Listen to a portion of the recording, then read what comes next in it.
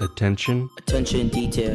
Listen up and lead well. You're a VIP, giving you what you need to succeed. Be best you can in your own company. Attention detail, one by one, step by step to get the job done. Pop's gonna break it down to you.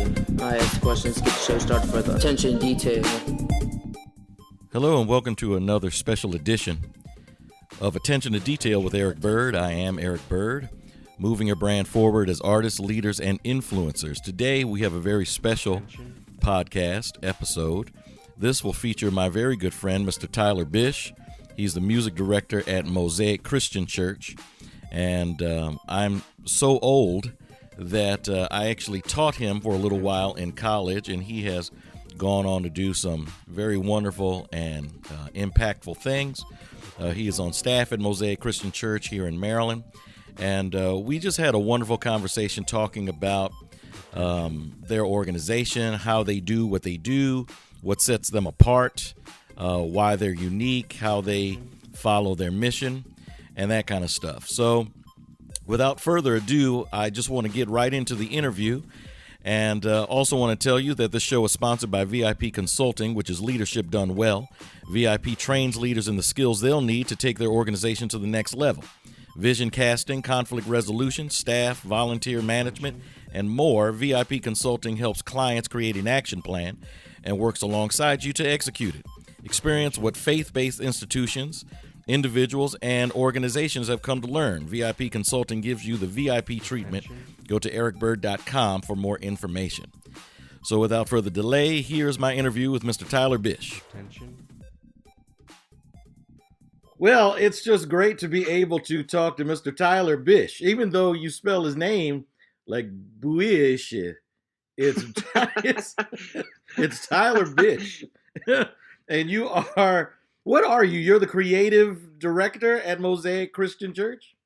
No, I'm the music director. Mike Winger is the creative director. So he oversees me, our tech director, and our video director. So the three of us, we're kind of the first specialized hires at Mosaic, where we are very specific at what we do at the job. I just do music and everything that's music from when you walk in the door and leave the building. So that's already a huge leadership point to make right there, because what a lot of organizations and a lot of churches do is that they seem to underhire, and then they put everything on those hires. Right. Yeah. So you want to speak about that? Because I guess you've had experience on both sides of that. I have had experience. Oh my. I'm having too much on my plate. Now I will say that Mosaic is statistically understaffed than most churches. I believe like the normal church ratio of staff member to attendee is like 1 to 110. Okay. We're actually pretty aggressively understaffed. We're like 1 to like 85 or something like that. So me and Zach and Josh were the first very specified hires. Most of the other staff does do a lot of things, but we are working slowly but surely to relieve them of that. So I do just music. I do everything that's related to the worship service and to cultivating the band and community and running groups along the band line. But when it comes to like making a video or slides, like I used to be in charge of all slides at my last church. And if a typo, when there's an inevitable typo, because I'm a drummer, they'd be like, how did I get up there? And I was like, I don't know. Like, because I made the slides and I did the special and I did choir rehearsal on Saturday. Right. There's no H in Jesus. What's wrong with you? Jesus. Okay, but I'm just saying. So when I make chord charts, I make lyric sheets, and then the tech guy grabs the lyric sheets and he makes all that stuff, and the video guy is in charge of all things streaming for Sunday morning. Now we're gonna get to some background stuff in a minute, but you're giving me a lot of stuff I want to go back and get. Can you just expand a little bit on just the overall occupational health and how healthy it is for you to be in a situation where that you can really drill down and be specific about what you're doing other than being in a situation where you're kind of like a catch-all. Because I totally know how dysfunctional that is, where when you're the music guy, you're also the social media guy, and you're Right. also running sound, and you also repair microphones, and you also, Yeah. and it's like, I Yeah. used to make my other, I used to make my last job mad because I used to tell him, I use electricity. I'm not an electrician. Right. those are those are two different things, Doc. Like, can you speak to that a little bit? Yeah, I mean, a lot of it is like just wavelength. Like everybody has the same piece of pie, you know, and it's like if you cut too many slices of, like, let's say I need you to do the online presence, and then I also need you to run the children's ministry choir, and then I also need you to do the Sunday morning worship, and then if you cut too many pie pieces, they start getting smaller and smaller, and so your time, effort, and quality shrinks with those pie pieces. But if Yeah. you have like one giant pie piece, you can put all your energy into it. But also, if you hire, I mean, you got to hire right. Carl, our pastor, is so big about. There's that Jim Collins book, Good to Great. It's like, get the right people on the bus. So he's Right. unapologetically intense about interviewing and hiring the right people. So he hired someone like me who's so unbelievably passionate, and I'm just so driven to do the music stuff that if you ask me to, and it's not that I wouldn't help out other people, but Sure. if part of my task was like far outside of music, it's like my passion would not nearly be as driven as if it was like all things music. Right. So once you start distracting somebody running in a straight line, their line doesn't become straight anymore. It starts to curve Right. as you move towards the mission. It sounds really. It sounds almost basic, like elementary, and yet there are so many organizations that just don't seem to follow that model. It's like, the more I'm engaged in activity that is not really my passion, my strong suit, or even my expertise, the less effective I am. The less effective I am, the less quality we get. The less quality we get, the less we're actually meeting the needs of the people or serving the business model well. And it's like, Yeah. and so I just don't know why churches. I don't know why churches do it that way, or just any organization for that matter does it that way. But I want to back up just for a bit. So your church is Mosaic Christian Church. Yeah, Mosaic Christian Church in Elkridge. And if you go to Mosaic, as I have, you will see this wonderfully big building with a whole bunch of people, and people wearing, the same t-shirt to help you to get to where you need to go, and technology and all that stuff. And so it would be really easy to say, oh, well, that's easy for you to say, Tyler, because you get to just do one thing. But you guys have, probably a $48 trillion budget, and you probably have 50 million volunteers. And I just want to make sure that everybody understands you are a church plant that started with zero. Yeah, absolutely. So talk a little bit about where when the church was born, if you know, like the year the church was born, how the church grew, when you came on staff, and how you were volunteering there for years before it even became your occupation. Talk about that for a little bit. Yeah, I want to say, Carl and John or Mike, if you're listening, don't be mad. I want to say it was 2008. So I know it was September 2008. So the church is just, we celebrated our 10-year anniversary in our brand new building when we moved into it. Okay. It was a church plant that met at the Arundel Theater, those Egyptian style theaters. I believe it was Theater 19. I don't know how long they were in the theater before they raised money to get their first building that they rented or leased, which was in Troy Hill. And that's when I started coming on the church. When the church was about 5 or 6 years old, I actually auditioned to be, because I had left the church I was working at. I auditioned there to maybe be a worship leader. I didn't quite know what my skill set was at the time yet. I was still pretty young, 5 years out of college. And I got told no in the audition process, and I was like, man, I really would like to just serve at this church. There was something about it that they were reaching lost people in a way that I'd never seen before, and they were unapologetic about reaching lost people.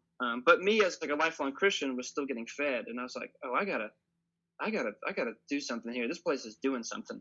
Okay. So I served for about 3 years, really, really consistently and faithfully, and then I got offered a job. Wow. And it took a little bit of time for me to accept it because I was working in public schools. But in 2000, 18 in July. I've been working at Mosaic since then. And so, talk a little bit about um, the mentality of, I'm applying for a job at the church. I don't get the job, because that's another huge life lesson. I hope my kids are gonna listen to this podcast. It's like, you apply for a job at the church, you don't get the job initially, and instead of you getting mad, taking your ball, I'm gonna go on home, you still found the organization valuable, so that you could still want to just go to church there, just be a part of the organization, and then the job opens up, a couple of years again later. Yeah, I mean, it was the church was like contagious to be around. I mean, the energy, aesthetically, it was something that I was just like, oh man, this is a church I've been wanting to be a part of. Aesthetically, musically, it was a church I want to be a part of. Spiritually and teaching wise, I mean, I've been going to church my whole life, and then I felt like never more in my life would me and my wife drive home from that church, which, by the way, was 45 minutes away from where we lived. Like, we were hiking out there. We've never had such engaging conversations about God and about the Bible and about how it applies to it. I mean, and I was just like, I remember looking at her like, are we crazy to be driving 45 minutes, like 40 miles to church every Sunday? And I was like, we looked other places, but we couldn't stay away from it. So when I got told no, I was like, that's okay. I still want to hitch my wagon to this train. This train is going somewhere in a direction upwards. And I still want to hitch my wagon to it. I just want to be a part of what was going on. So it sounds to me like another leadership point that might be good to make is that when you're applying, or when you're maybe not even applying, but when you're considering being a part of an organization, leadership is really, really, really important. The leadership that exists is important. Yeah. You gotta, some musicians might hear this and get offended, because sometimes, like, you and I take gigs. It's like, sometimes you got to take the gig because the gig's available, but that can bite you in the butt, because then you find out, she's like, man, I really don't like working for this person or with these people. And so I could see glimpses on early, and, I just brushed shoulders with them when I first applied and auditioned, and their leadership showed like immediately. And then the more you peeled back and I got deeper into the church, I was like, oh, this is like the real deal. Yeah. So yeah, you really gotta. I'm gonna cut you off for a second, just because Carl also wrote a book on church planting. Yes, the Contrarian's Guide to Church Planting. I think I know Carl has a very successful church plant. 11 years old, and we have our own first building. It's a 40,000 square foot building, and before the COVID hit, good grief, we were averaging like 1,800 people a weekend. So it's a successful church plant, and I think the organization that he did through Orchard Group are really proud of him also. So he wrote a book, and he's been going out and speaking to other pastors of like medium small churches. Now that jumps out at me, because a lot of people start a church because they don't like their own church. Yeah, right. Whereas what it sounds like with Pastor Carl is that I'm actually going to do my part to do the research to figure out what a church plant to be successful actually looks like. And I'm going to do that. So it's not happenstance. If you meet Carl for 30 seconds, you will pick up that he's an unbelievably driven person. He's an unbelievably data-driven person. He says data never lies, and if he's not right just about all the time. He's just unapologetic about his drive for lost people coming home. And so that permeates through. I'm sure that's probably one of your talking points. So we're called Mosaic Christian Church, a church for people who do not go to church, and that flavors every single decision we make in our church. And I mean every single decision, down to the worship songs that I choose.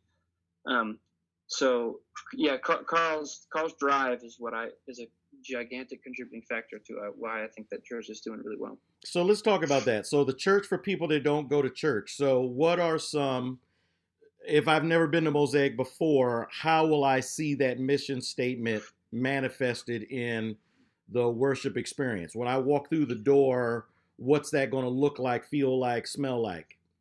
Right. So, I mean, you grew up in church your whole life, right? Yep.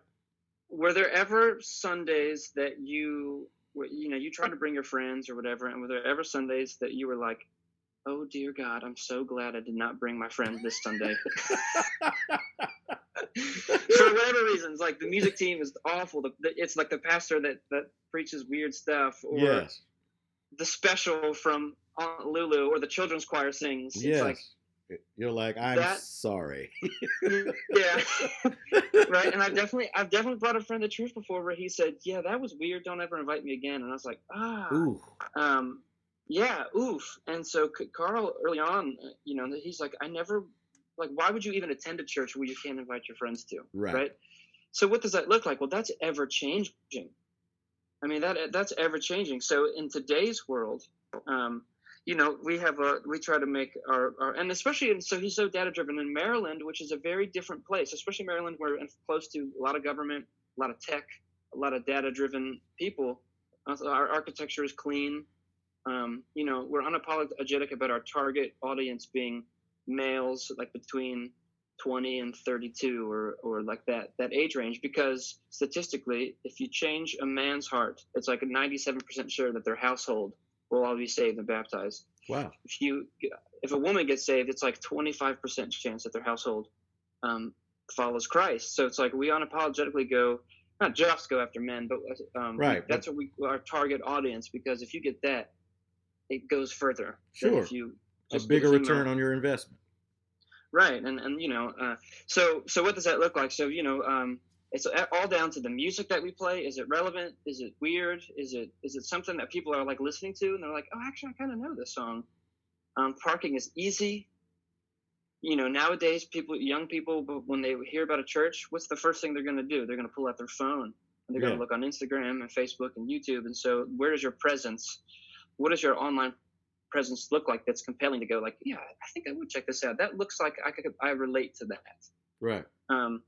Our music is so we'll always, one thing that rubs people a lot the wrong way is we will just about every Sunday do some kind of radio song.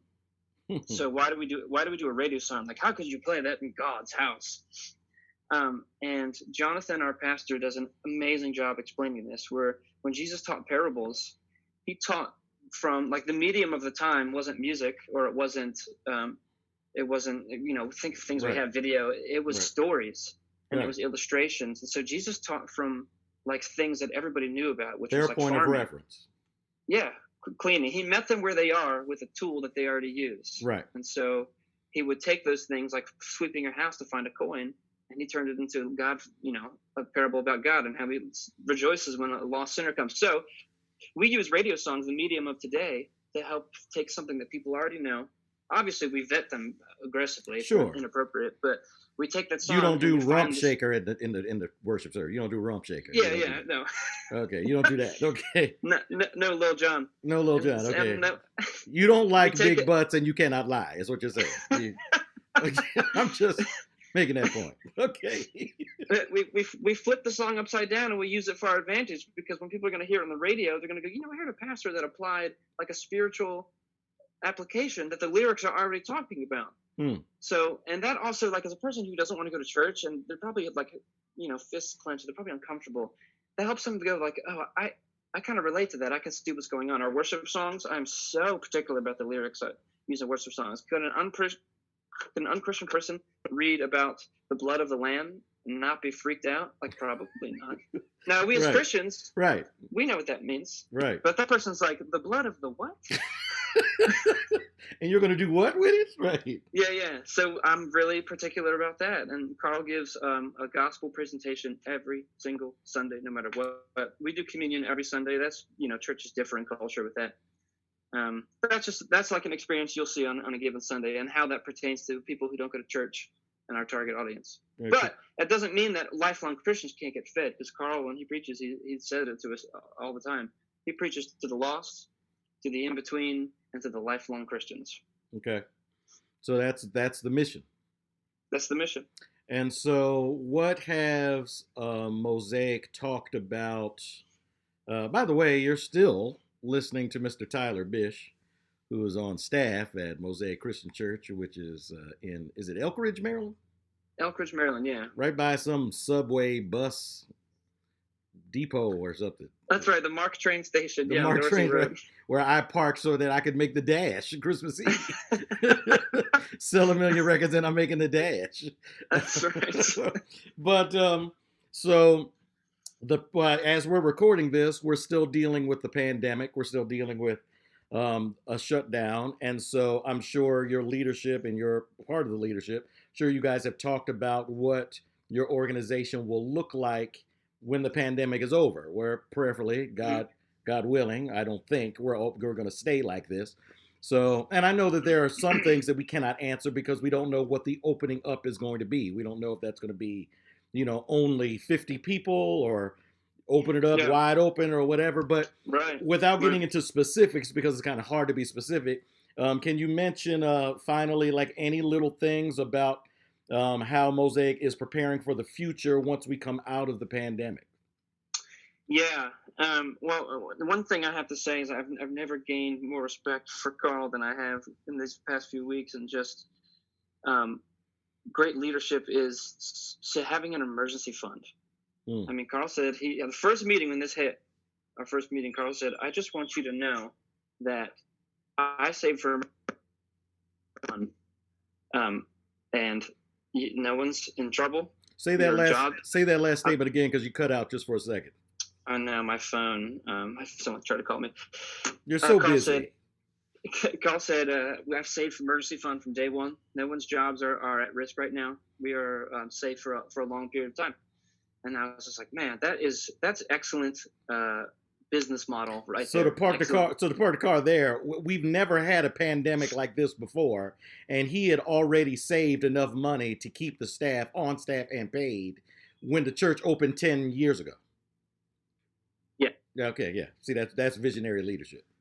Yeah, and we were talking, like, I got lunch with him the other day, and he was like, some churches, they're not going to make it through because of just bad business models. I was like, "Carl, how do you have a bad, like, who plans for this?" He's like, "It's called an emergency fund." I was like, "Oh, yeah." Right. So, But would you remember, like, in January or a year ago, January or something, when, the government had to shut down and people were like losing their mind because they missed a paycheck and they were like, a hair step away from like a soup kitchen kind of thing. It's like you're supposed to have an emergency fund. I know, even as a family, and I'm wired that way too. Like, we even as a family, like, have emergency funds. So even if stuff was to hit the fan, like, we'd be okay for a period of time. But there's like a alarming statistic, maybe we have to look this up, but I think it's like most families don't even have more than $400 if an emergency hit. I just heard that. I heard, yeah, if most American families could not absorb a $400 unscheduled hit. That's crazy to me. That seems crazy to me, because I'm so broke, if somebody tried to rob me, they'd just be practicing. You know what I'm saying? but I could deal with $400. I mean, I could cover $400. Yeah. I mean, come on. So to get back with what you were saying, so we restructured heavy, like right when it hit, we restructured heavy, and we are, everything's constantly moving, because I think the safe thing is, I've talked to you about this, nobody knows what they're doing. So we are reevaluating every week, and we are making slight adjustments to get back on what we think the path is. So we're only doing like one song a week, and so my job shifted more into online groups. I'm like 50-50 online groups and music. So I'm like help leading group leaders, about 10 to 12 people, to help just facilitate community. Because community, how do you have community when you can't see each other? So we're unapologetically aggressive about that. Our broadcast looks so different. Attention span. Like, how many times have you clicked at a link and you looked at the title? You're like, "Oh, I really want to watch this. Oh, it's 55 minutes. Yeah, I can't watch that." Right. So our church service is shorter than it would be if you attended. Like, we're an hour on the dot if you attended, but online we're about a half hour on the dot. Wow. Because we want it to be an enticing click, right? Yeah. And I don't think that's a bad thing to say. It's like, "Oh, clickbait." No, I mean, people won't click on it if the time's too long. Yeah. So, and we're trying all kinds of new stuff. You've been part of a recording with us. We tried a new type of music.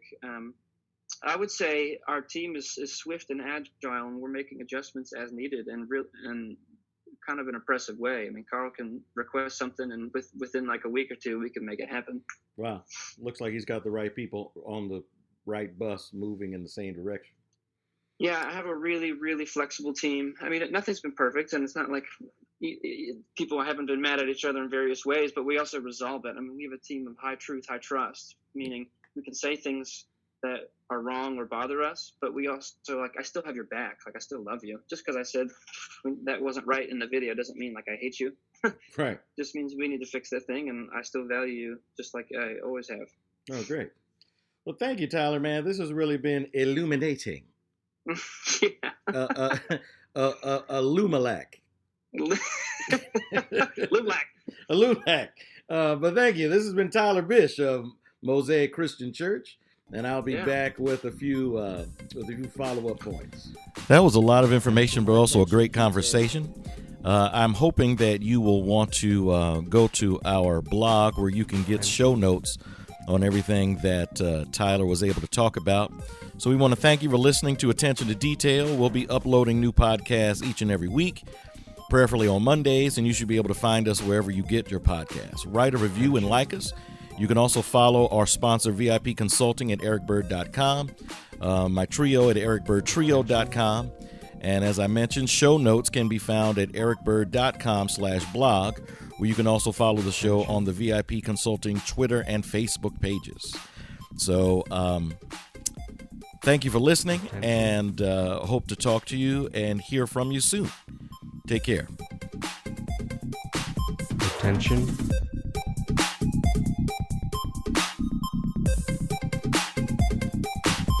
Attention.